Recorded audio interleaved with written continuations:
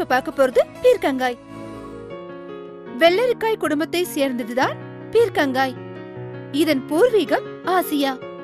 இருப்பினும் இந்தியாதான் இதன் தாயகமாக கருதப்படுகிறது. பீர்க்கங்காய் அனைத்து ஆசிய நாடுகளிலும் ஆப்பிரிக்காவிலும் பிரபலமான ஒன்று.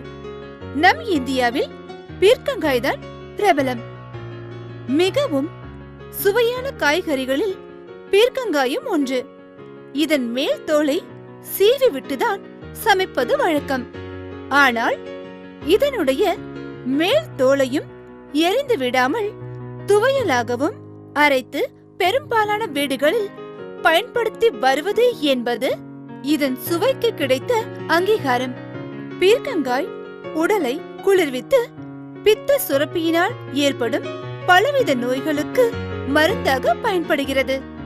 இது குளிர் காலங்களிலும் வெயில் காலங்களிலும் சாப்பிட மிகவும் ஏற்றது.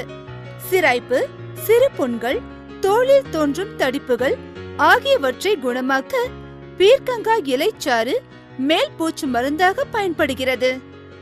மண்ணீரல் வீக்கம், காய்ச்சல், உடல் வலுவடையவும் இந்த பீர்க்கங்காய் பயன்படுகிறது. குளிரை தாக்குப்பிடிக்க முடியாமல் இருப்பவர்களுக்கும், கிளைமேட் மாற்றத்தால் உடல்நிலை பாதிக்கப்பட்டு இருப்பவர்களுக்கும் பொருத்தமான மருந்தாக செயல்படுகிறது. எனவே வாரம் ஒரு முறையாவது உணவில் சேர்க்க வேண்டும்.